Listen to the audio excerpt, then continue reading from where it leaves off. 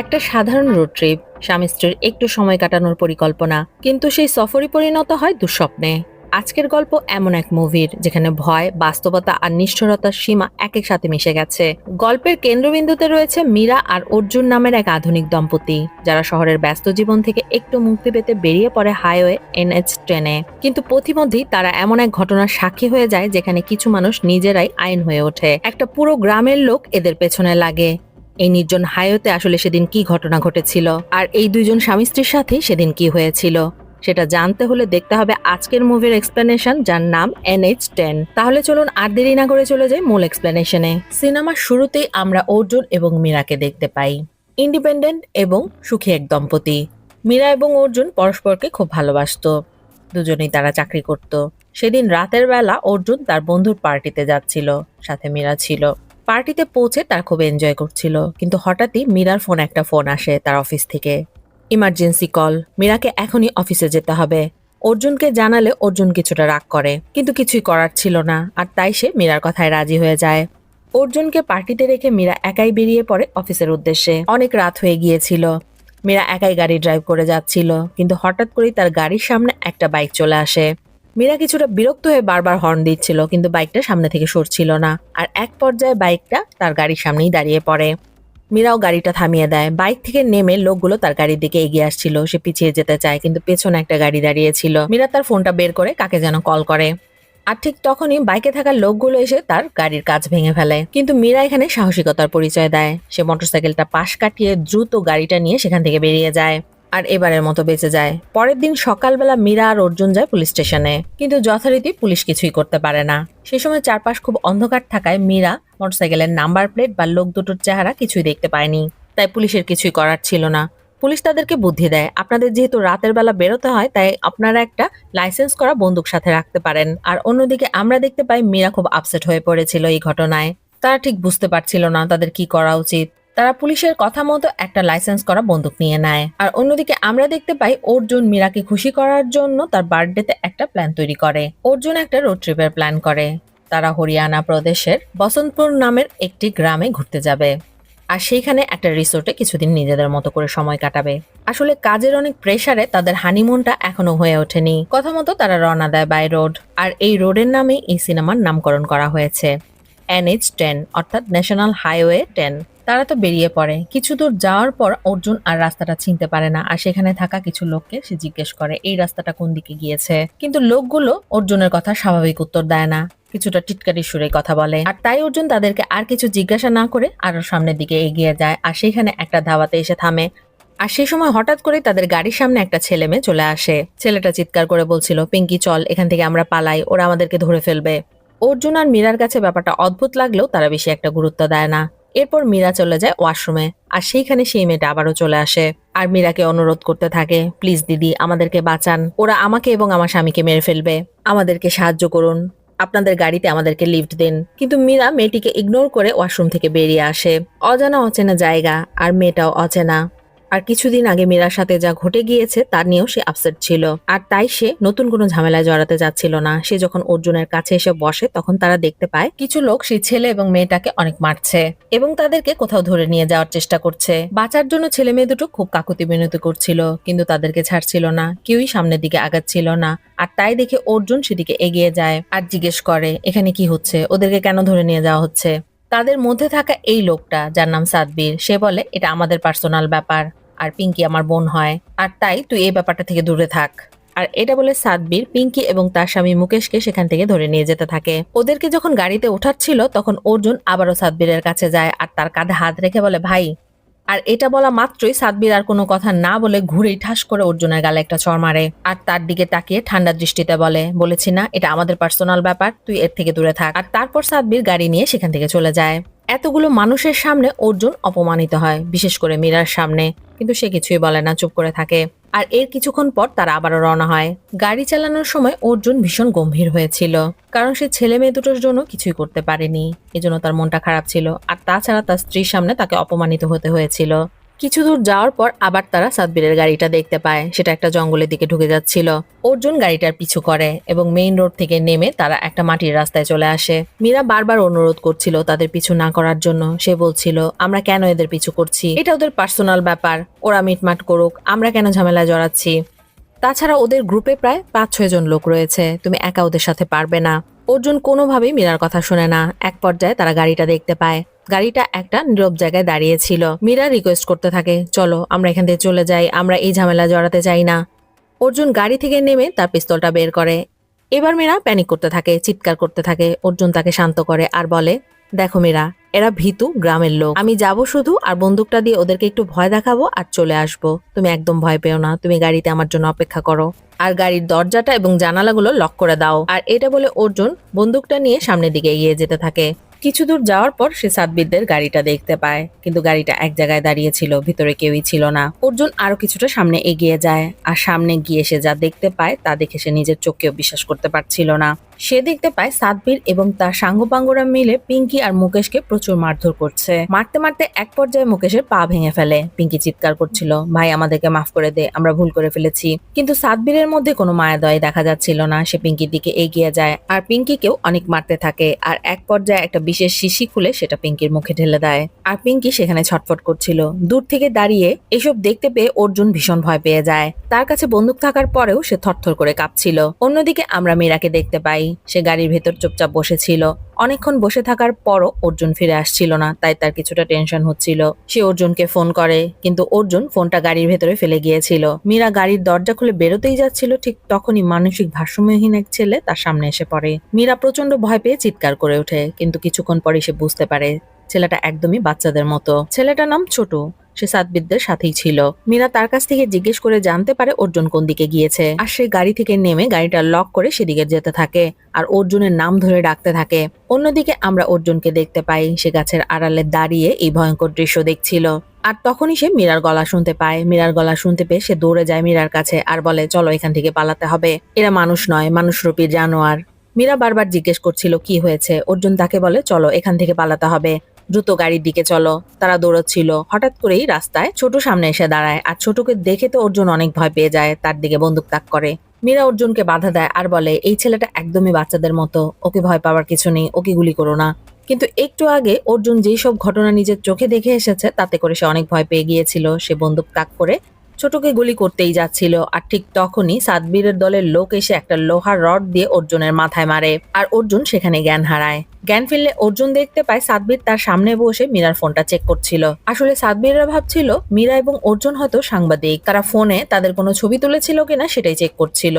আর তাছাড়া মীরার কাছ থেকে গাড়ির চাবি এবং বন্দুকটাও তারা নিয়ে নিয়েছিল। মীরা সাদবীরকে অনুরোধ করে তারা কাউকে কিছুই বলবে না, তাদেরকে যেন ছেড়ে দেওয়া হয়। আর তখন সাদবীর দেখতে পায় পিঙ্কি তখনও বেঁচে ছিল। সে পিঙ্কির দিকে এগিয়ে যায় আর এই সুযোগে মাটিতে পড়ে থাকা গাড়ির চাবিটা মীরা উঠিয়ে নেয়।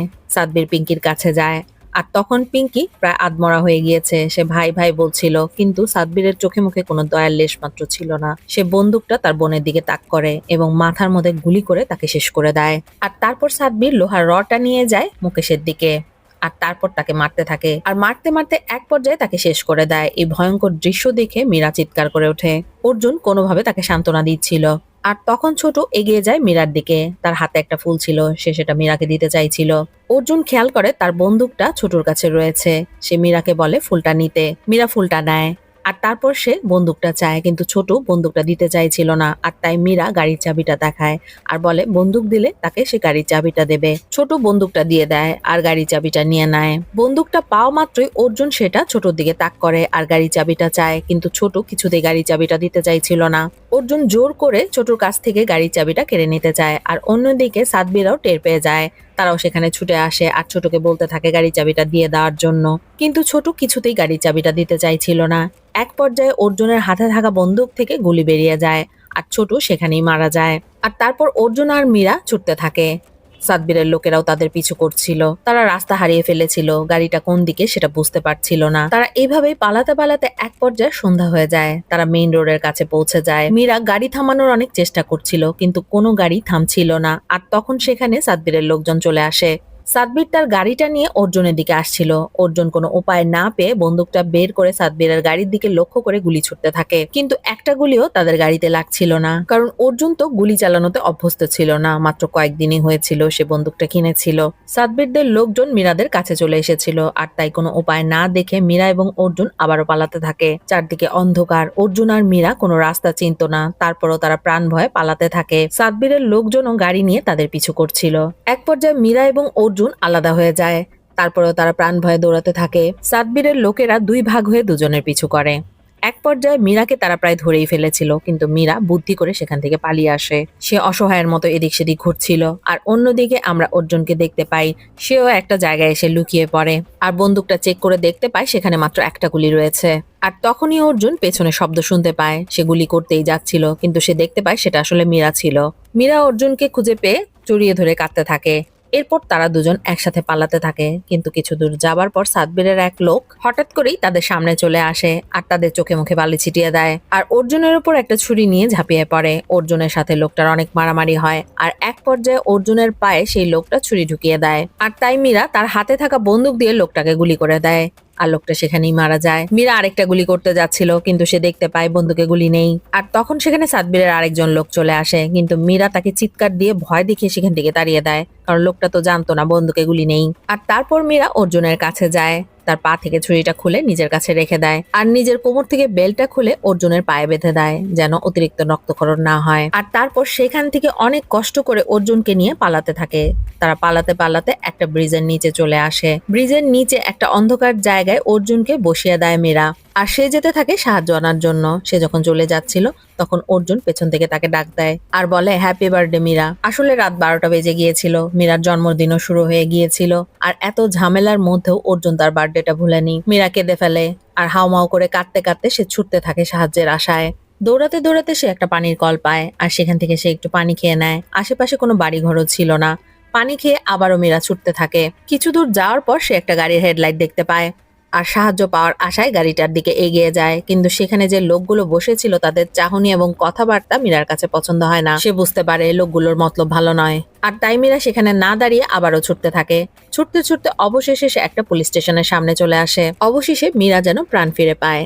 এতক্ষণে একটা সাহায্য পাওয়ার আশা দেখা দিয়েছে। পুলিশ স্টেশনের ভিতরে একজন কনস্টেবল ছিল। কনস্টেবলকে মীরা সবকিছু খুলে বলে। মীরা বলে, আমাদেরকে সাহায্য করুন, আমার স্বামী খুব আহত। সবকিছু শুনে কনস্টেবল যায় তার বড় স্যারকে ফোন করার জন্য। সে ফোন করে, আর মীরা তার হাত থেকে ফোনটা নিয়ে সবকিছু খুলে বলতে থাকে। সে জানায় তারা হাইওয়ে দিয়ে যাওয়ার সময় কয়েকটা ছেলে তাদের উপর হামলা চালায়, আর এতে তার স্বামী আহত হয়েছে। মীরা বলে, আমরা ছেলেগুলোকে চিনি না, আর তাছাড়া ঢাবায় আরো দুটো ছেলেমেয়ের উপরেও এরা আক্রমণ করেছিল, কারণ তারা বিয়ে করেছিল। আর এই কথাটা শোনা মাত্রই কনস্টেবল ফোন কেটে দেয়। মীরা অবাক হয়ে জানতে চায় ফোন কেটে দিলেন কেন। তখন কনস্টেবল জানায়, এটা আমার থানার কেস নয়, এটা বসন্তপুর থানার কেস, আপনি ওখানে যান, কমপ্লেন করুন। আর তখন ফোনটা আবারও বেজে ওঠে। সেই পুলিশ কর্মকর্তা ফোন করছিল। মীরা ফোনটা ধরতে যায়, কিন্তু পুলিশ কনস্টেবলটি ফোনটা ধরতে দেয় না। এক পর্যায়ে সে ফোনের তারটাই খুলে ফেলে, আর মীরাকে একরকম দূর দূর করেই থানা থেকে বের করে দেয়। বাইরে বেরিয়ে এসে মীরা কি করবে বুঝতে পারে না। সেখানে একটা সাইকেল পড়ে থাকতে থাকে। সে সাইকেলটা তুলে নিয়ে সেটা চালিয়ে অর্জুনের কাছে ফিরে যেতে থাকে। মীরা অসহায়ের মতো কাঁদছিল। সে অর্জুনকে কি করে বাঁচাবে তা সে ভেবে পাচ্ছিল না। রাস্তা দিয়ে যাওয়ার সময় হঠাৎ করে সে একটা পুলিশের গাড়ি দেখতে পায়। মীরাকে দেখে পুলিশ গাড়ি থামায়, আর এই পুলিশটা সেই অফিসারই ছিল যার সাথে একটু আগে মীরার কথা হয়েছে। মীরাকে পুলিশ অফিসারটি তার গাড়িতে তুলে নেয়, আর মীরা বলে, তাড়াতাড়ি চলুন স্যার, আমার স্বামী অর্জুন খুব আহত, তাকে বাঁচাতে হবে, তার প্রচুর রক্তক্ষরণ হয়েছে। রাস্তা দিয়ে যেতে যেতে পুলিশ অফিসারটি হঠাৎ করে জিজ্ঞেস করে, আচ্ছা তোমার কাস্ট কি? সনাতন ধর্মে উঁচু জাত এবং নিচু জাত রয়েছে। আসলে পুলিশ অফিসারটি জানতে চাইছিল মীরা এবং তার স্বামী কোন জাতের, কিন্তু মীরা বলে, আমি জানি না। তখন পুলিশ অফিসারটি বলে, গ্রামে আমরা এটা খুব মানি, এমনকি 12 বছরের বাচ্চাকেও যদি তুমি জিজ্ঞেস করো তাহলেও সে বলে দিতে পারবে তার জাত কি। মীরা এসব কোনো কথাই মনোযোগ দিয়ে শুনছিল না, কারণ তার মন তো পড়ে আছে অর্জুনের কাছে। পুলিশ অফিসারটি কথা বলেই যাচ্ছিল। এক পর্যায়ে সে বলে ওঠে, পিঙ্কি আর মুকেশ ভুল করেছিল, তাদের কাস্ট এক ছিল না, তারপরও তারা বিয়ে করেছিল। রাস্তার দুই পাশ কি কখনো একসাথে মিলিত হতে পারে না, এটা কখনো সম্ভব? আর এই কথাটা শুনেই মীরা চমকে যায়, কারণ সে তো মুকেশ আর পিঙ্কির কথা বলেইনি। তাহলে এই পুলিশ অফিসারটি তাদের কথা জানলো কি করে? মীরা বুঝতে পেরে যায় এই পুলিশ অফিসারটিও সাদবীরদের দলেরই একজন। কিন্তু মীরা কোনো রিয়্যাক্ট করে না। সে বুদ্ধি করে বলে যে, স্যার আমরা মনে হয় ভুল রাস্তায় চলে এসেছি, আসলে আমি অন্ধকারে রাস্তা চিনতে পারছি না, আমার স্বামী মনে হয় এই রাস্তায় নয় অন্য কোনো দিকে রয়েছে। আর পুলিশ অফিসারটিও বুঝে গিয়েছিল সে ভুল করে ফেলেছে, তাই পুলিশ অফিসারটি গাড়ি থামিয়ে দেয় আর বলে, ভুল আপনি না, আমি করেছি। আপনি তো আমাকে পিঙ্কি আর মুকেশের কথা বলেননি, আমি ভুল করে বলে ফেলেছি। আর তখনই মীরা দেখতে পায় পেছনে সাতবীরদের গাড়ি এসে থেমেছে। সে দরজা খুলে পালাতে যায়, কিন্তু পুলিশ অফিসারটি তার হাতটা ধরে ফেলে। আর তাই মীরা তার হাতে থাকা একটা কলম দিয়ে পুলিশ অফিসারের চোখে আঘাত করে, কলমটা গেঁথে দেয়। আর এতে করে পুলিশ অফিসারটি চিৎকার করতে থাকে ব্যথায়। আর এই সুযোগে মীরা তাকে গাড়ি থেকে ফেলে দিয়ে গাড়িটা নিজেই চালাতে শুরু করে। সাতবীররাও মীরার গাড়ির পিছু করতে থাকে। কিছু দূর যাওয়ার পর সাতবীরদের গাড়ি একটা গর্তে পড়ে যায়, আর মীরার গাড়িটাও উল্টে যায়। মীরা কোনো রকমের গাড়ির ভেতর থেকে হামাগুড়ি দিয়ে বেরিয়ে আসে। ততক্ষণে সাতবীরের লোকেরাও তার গাড়ির কাছে পৌঁছে যায়, কিন্তু ভেতরে মীরা ছিল না। তারা আশেপাশে খুঁজতে থাকে। হঠাৎ করেই সাতবীরদের দলের এক লোক মীরাকে দেখতে পায়। মীরা একটা পাহাড় বেয়ে উপরের দিকে উঠছিল। মাঝপথে থাকা অবস্থায় তাকে তারা দেখে ফেলে, আর নিচ থেকে সবাই মিলে মীরার দিকে পাথর ছুটতে থাকে, কিন্তু মীরা হাল ছাড়ে না। অনেক কষ্টে অবশেষে সে পাহাড়ের উপরে উঠে পড়ে, আর সেখানে দাঁড়িয়ে সাতবীরদের দিকে লক্ষ্য করে গালি দিতে থাকে এবং পাথর ছুটতে থাকে। কিছুক্ষণ মনের আশ মিটিয়ে তাদেরকে গালি দেয় আর পাথর ছুড়ে। এরপর সে সেখান থেকে পালাতে শুরু করে। কিছু দূর যাওয়ার পর একটা বাড়ি দেখতে পায়। সাহায্যের আশায় সেই বাড়িতে দরজা ধাক্কা দেয়। বাড়িতে ছিল একজন হাজবেন্ড আর ওয়াইফ। তারা জানায় তারা এখানকার নয়, তারা কোনো সাহায্য করতে পারবে না। লোকটি বলে, আপনি পুলিশের কাছে যান। মীরা জানায় পুলিশও ওদের দলেরই লোক। তখন লোকটির স্ত্রী বলে, আপনি সরপঞ্চের কাছে যান, অর্থাৎ গ্রাম প্রধানের কাছে। এই পর্যায়ে কেউ একজন দরজায় নক করে। মীরা হাত জোর করে বলে তার কথা যেন না বলা হয়। মীরা দরজার আড়ালে লুকিয়ে পড়ে, আর লোকটা দরজা খোলে। আর আমরা দেখতে পাই সাতবীরের দলের একজন লোক, অর্থাৎ তার মামা এসেছে। সে জিজ্ঞেস করে একটা মেয়েকে দেখেছে কিনা। তখন লোকটা জানায় সে দেখেনি। আর তারপর সে পানি খেতে চায়।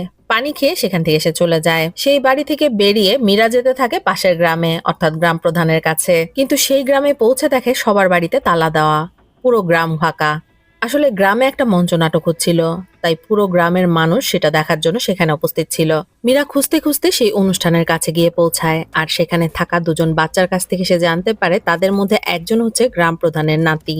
সে বাচ্চাটাকে অনুরোধ করে তাদের বাড়িতে নিয়ে যাওয়ার জন্য, কিন্তু বাচ্চাটা রাজি হচ্ছিল না, কারণ সে অনুষ্ঠান দেখবে। আর তাই মীরা তার হাতে থাকা দামি ঘড়িটা খুলে বাচ্চাটাকে দেয়, আর বলে এর বিনিময়ে তাকে তার বাড়িতে পৌঁছে দিতে। ঘড়িটা পেয়ে বাচ্চাটা তাদের বাড়ির দিকে ছুটতে থাকে। মীরাও বাচ্চাটার পিছু করে একসময় গ্রাম প্রধানের বাড়িতে পৌঁছে যায়। আর সেখানে পৌঁছে কিছু বলার আগে সে অজ্ঞান হয়ে যায়।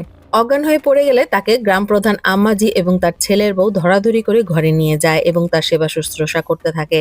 এক পর্যায়ে মীরার জ্ঞান ফিরে আসে, আর সে সবকিছু খুলে বলতে থাকে। সে বলে আমরা হাইওয়ে দিয়ে যাচ্ছিলাম, আর সেখানে পিঙ্কি এবং মুকেশ নামের দুটো ছেলে মেয়েকে কিছু লোকজন উঠিয়ে নিয়ে যেতে চাচ্ছিল। আমরা বাধা দেওয়ায় তারাও আমাদের উপর হামলা চালায়। আমার স্বামী আহত অবস্থায় রাস্তায় পড়ে আছে, তাকে বাঁচাতে হবে। যেহেতু মীরা অনেকক্ষণ দৌড়ে এসেছিল এবং অজ্ঞান হয়ে গিয়েছিল, তাই তার কথাগুলো জড়িয়ে যাচ্ছিল, কথাগুলো পরিষ্কার শোনা যাচ্ছিল না। আর গ্রাম প্রধান আম্মাজি কানে কম শুনতো, তাই সে মীরার কথাগুলো পরিষ্কার বুঝতে পারছিল না। সে তার ছেলের বউয়ের দিকে তাকিয়ে বলে, আমার কানের মেশিনটা পেয়েছিস? সে ভয়ে ভয়ে জানায় না, পাইনি। অথচ আমরা দেখতে পাই ছেলের বউয়ের হাতেই সে কানের মেশিনটা রয়েছে। কিন্তু সে কেন মিথ্যে কথা বলল সেটা আমরা একটু পরেই জানতে পারবো। মেশিনটা খুঁজে পায়নি শুনেই আম্মাজি রেগে গিয়ে তার ছেলের বউয়ের গালে একটা চড় দেয়, আর সে মাটিতে পড়ে যায়। আর তারপর তার হাত থেকে কানের মেশিনটা জোর করে নিয়ে আম্মাজি কানে পড়ে নেয়। আর মাকে মারার এই দৃশ্য দেখে আম্মাজির নাতি হাসতে থাকে আর হাততালি দিতে থাকে, যেন খুব মজার একটা ঘটনা ঘটেছে। আসলে এই গ্রামে মেয়েদের কোনো সম্মানই ছিল না। এইসব দেখে মীরা একটু ভয় পেয়ে যায় আর বলে, প্লিজ আন্টি, ওকে মারবেন না। আমার হাজবেন্ড ইনজিউর্ড হয়ে রাস্তায় পড়ে আছে, তাকে বাঁচাতে হবে। কিছু লোক আমাদের উপর হামলা করেছিল। ধাবা থেকে একটা ছেলে আর একটা মেয়েকে উঠিয়ে নিয়ে গিয়েছিল। আপনি আমার সঙ্গে চলুন, আমাকে সাহায্য করুন। কথাগুলো শোনা মাত্রই আম্মাজি তার নাতিকে নিয়ে ঘর থেকে বেরিয়ে যায় আর বাইরে থেকে দরজাটা লক করে দেয়। মীরা তো বুঝতেই পারছিল না কি হচ্ছে। মীরা জিজ্ঞেস করে কি হয়েছে, আর ঠিক তখনই তার চোখ যায় একটা মেয়ের ছবির ওপর, আর তার হাতে যে বালিশটা ছিল তার কাভারের মধ্যে পিঙ্কি লেখা ছিল। মীরা তো একদম হতভম্ব হয়ে যায়। আসলে সে সাহায্য চাওয়ার জন্য পিঙ্কি অর্থাৎ সাতবীরদের বাড়িতেই চলে এসেছে। আর গ্রাম প্রধান আম্মাজি হলো সাতবীর এবং পিঙ্কির মা। আর মীরার সাথে তার যে ছেলের বউটাকে আটকে রেখেছিল সেটা ছিল সাতবীরেরই বউ। আসলে এই মেয়েটা ভালো ছিল, সে চাইছিল না মীরার কথাগুলো আম্মাজি শুনো, কারণ সে জানতো যদি আম্মাজি সব জেনে ফেলে তাহলে মীরাকে এখান থেকে বেরোতে দেবে না। আর তাই সে ইচ্ছা করেই আম্মাজির কানের মেশিনটা লুকিয়ে রেখেছিল। মীরার শরীরে এক ফোঁটাও শক্তি ছিল না, কিন্তু তারপরেও সর্বশক্তি দিয়ে সে দরজা ধাক্কাতে থাকে। আর তখন সাতবীরের বউ বলতে থাকে, পিঙ্কি আমায় বলেছিল আমার বিয়েটা হয়ে যেতে দাও, তারপর আমি তোমাকে এখান থেকে নিয়ে যাব। আর সাতবীরের বউয়ের এই কথা থেকে আমরা বুঝতে পারি যে এই বাড়িতে মেয়েদের অবস্থানটা ঠিক কোথায়। অন্যদিকে সাদবীরের মা সাদবীরকে খবর দেয়। সাদবীর চলে আসে আর মীরার চুলের মুঠি ধরে তাকে বাইরে বের করে নিয়ে আসে আর মীরাকে অনেক মারতে থাকে। আর তখন আম্মাজি বলে ওঠে, শুধু একে মারলে চলবে, তোর বউকেও মারতে হবে, কারণ ও একে সাহায্য করতে চেয়েছিল, ওকেও ধরে নিয়ে আয়। মার কথা অনুযায়ী সাদবীর চলে যায় ঘরের ভেতর তার বউকে ধরে আনার জন্য। আর আম্মাজি যায় মীরাকে মারতে। সে মীরাকে মারছিল। এক পর্যায়ে মীরা আম্মাজির হাতে একটা কামড় দেয় আর দৌড়ে চলে যায় কুয়ার পাশে বসে থাকা সাদবীরের ছেলের কাছে আর তাকে কুয়ার ভিতর ফেলে দেওয়ার ভয় দেখাতে থাকে। ছেলেটাকে কুয়ার ভিতরে ফেলে দেওয়ার ভয় দেখিয়ে গাড়ির চাবিটা নিয়ে নেয় আর সবাইকে ঘরের ভিতরে পাঠিয়ে দিয়ে সাদবীরের বউকে বলে দরজাটা বাইরে থেকে লাগিয়ে দিতে। দরজাটা লাগিয়ে দিয়ে এসে সাদবীরের বউ বলে, আর সময় নষ্ট করো না, এখনই তাড়াতাড়ি পালিয়ে যাও। মীরা বাচ্চাটাকে ছেড়ে দিয়ে দ্রুত চলে যায় গাড়ির কাছে। গাড়িটা নিয়ে সে অর্জুনের দিকে যেতে থাকে আর পাগলের মতো হাসতে থাকে। হাসতে হাসতে এক পর্যায়ে সে কাঁদতে থাকে। শত বাধার পর অবশেষে সে মুক্তি পেয়েছে। এবার সে অর্জুনকে নিয়ে বাড়ি ফিরে যেতে পারবে। এক সময় সে অর্জুনের কাছে পৌঁছে যায়, গাড়ি থেকে নামতেই যাবে, হঠাৎ করে সে গাড়িতে দেখতে পায় অর্জুনের কাছে রেখে আসা তার জ্যাকেটটা। এটা দেখে মীরা ভয় পেয়ে যায় আর ধীর কদমে অর্জুনের কাছে চলে যায়। সে যা ভেবেছিল তাই, অর্জুন মারা গিয়েছে। সাদবীর এবং তার দলের লোকরা তাকে শেষ করে দিয়েছে। মীরা হাউমাউ করে কাঁদতে থাকে আর জোরে চিৎকার করতে থাকে। এতক্ষণ যে আশার আলো নিয়ে মীরা বেঁচে ছিল তার সবকিছুই শেষ হয়ে গিয়েছে। কাঁদতে কাঁদতে এক পর্যায়ে মীরা একদম পাথর হয়ে যায়। তার চেহারাটা কঠিন হয়ে যায়। সেখানে কোনো ভয় ছিল না, কোনো দুঃখ ছিল না। প্রচন্ড রাগে সে যেন পাথর হয়ে গিয়েছিল। যাই হয়ে যাক, এবার সে সবকিছু শেষ দেখে ছাড়বে। আর তাই সে গাড়ি ঘুরিয়ে সাদবীরদের গ্রামের দিকে রওনা হয়। অন্যদিকে সাদবীর এবং বাকিরা মীরাকে খোঁজার জন্য বের হচ্ছিল। তারা মোটরসাইকেল নিয়ে বের হচ্ছিল। আর তখনই তারা সামনে দেখতে পায় মীরা তার গাড়িটা নিয়ে দাঁড়িয়ে আছে। আর তারপর যা হয় তার জন্য না সাদবীর না আমরা প্রস্তুত ছিলাম। মীরা গাড়িটা নিয়ে সাদবীরদের দিকে এগিয়ে আসে। সাদবীররা তো দৌড়ে পালিয়ে যায়, কিন্তু মোটরসাইকেলে বসে থাকা যে লোকটা ছিল তাকে মোটরসাইকেল সহ মীরা গাড়ি দিয়ে চাপা দেয় আর লোকটা সেখানেই শেষ হয়ে যায়। এরপর মীরা গাড়ি নিয়ে আরেকজনের পিছু করে, তাকেও দেয়ালের সাথে একদম পিষে ফেলে। একবার পিষে ফেলেও মীরা শান্ত হয় না, গাড়ি দিয়ে বারবার তাকে দেয়ালের সাথে পিষতে থাকে। আর এক পর্যায়ে এই লোকটাও শেষ হয়ে যায়। আর তারপর মীরা গাড়ি থেকে নেমে একটা লোহার রড নিয়ে রাস্তার এক পাশে বসে অপেক্ষা করতে থাকে। তার কিছুক্ষণ পরেই সাদবীর এবং তার মামা মোটরসাইকেল দিয়ে সেদিক দিয়ে যেতে থাকে। আর মীরা তখনই উঠে লোহার রড দিয়ে তাদের উপর অ্যাটাক করে আর এতে করে বাইক অ্যাক্সিডেন্ট করে। সাদবীরের মামা ছিটকে পড়ে আর তার মাথাটা একটা পাথরের উপর পড়েছিল আর এখানেই সে শেষ হয়ে যায়। আর অন্যদিকে আমরা দেখতে পাই সাদবীর পায়ে প্রচন্ড আঘাত পেয়েছে আর সে তার পা নিয়ে উঠে দাঁড়াতে পারছিল না। মীরার কোনো তাড়াহুড়ো ছিল না, সে একটা জায়গায় বসে আর ঠান্ডা চোখে সাদবীরের দিকে তাকিয়েছিল। তার সেই চোখে ভয়, ঘৃণা, মৃত্যু ভয় কিছুই ছিল না, ছিল শুধু ঠান্ডা এক ধরনের নৃশংসতা। সাদবীর অনেক কষ্টে খুঁড়িয়ে উঠে দাঁড়ায় এবং পালাতে চেষ্টা করে। মীরা ধীরে সুস্থে তার পেছনে এসে দাঁড়ায় এবং তার মাথায় আঘাত করে। একটা আঘাতেই সাদবীর সেখানেই শেষ হয়ে যায়, কিন্তু মীরার যেন মন ভরছিল না। সে এরপর তাকে মারতেই থাকে আর এক পর্যায়ে যেন সে হুঁশ ফিরে পায় আর থামে। আর তখনই সাদবীরের মা সেখানে চলে আসে আর ছেলের এই অবস্থা দেখে হাউমাউ করে কাঁদতে থাকে। সাদবীরের বউ আর ছেলেও সেখানে চলে এসেছিল। এরপর আম্মাজি বলে, মেয়েটা আমার ছিল, আমাদের যা করার ছিল আমরা তা করেছি। কথাটা শুনে মীরা বলে ওঠে, আমারও যা করার ছিল আমিও তাই করেছি। এরপর সে হাত থেকে রডটা ফেলে দেয় আর সামনের দিকে এগিয়ে যেতে থাকে। আর তখন দিনের আলো ফুটে উঠেছিল, অর্থাৎ ভোর হয়ে গিয়েছে। এইখানেই মুভিটা শেষ হয়ে যায়। মীরার জীবনের ভয়ঙ্কর এক কালো রাত্রি যেন শেষ হয়ে গিয়েছে। কিন্তু আসলে কি শেষ হয়ে গিয়েছে? মীরা যে ট্রমার মধ্যে দিয়ে সারা রাত গিয়েছে, এই ট্রমা কি সে সারা জীবনেও ভুলতে পারবে? আপনাদের কাছে কি মনে হয়? যদি আমার এক্সপ্লেনেশন ভালো লাগে তাহলে অবশ্যই একটা লাইক করবেন এবং কমেন্ট করে সেটা জানাবেন। আর আপনারা কোন ধরনের মুভির এক্সপ্লেনেশন দেখতে চান সেটাও কমেন্ট করে জানাবেন। আর তাছাড়া আমার চ্যানেলটা সাবস্ক্রাইব করতে একদমই ভুলবেন না। আর নতুন নতুন ভিডিও পেতে পাশে থাকা বেল বাটনটিও প্রেস করে দেবেন। আজকের মতো আমি এখানেই বিদায় নিচ্ছি। আবারও হাজির হয়ে যাব মজাদার কোনো থ্রিলার মুভির এক্সপ্লেনেশন নিয়ে। ধন্যবাদ।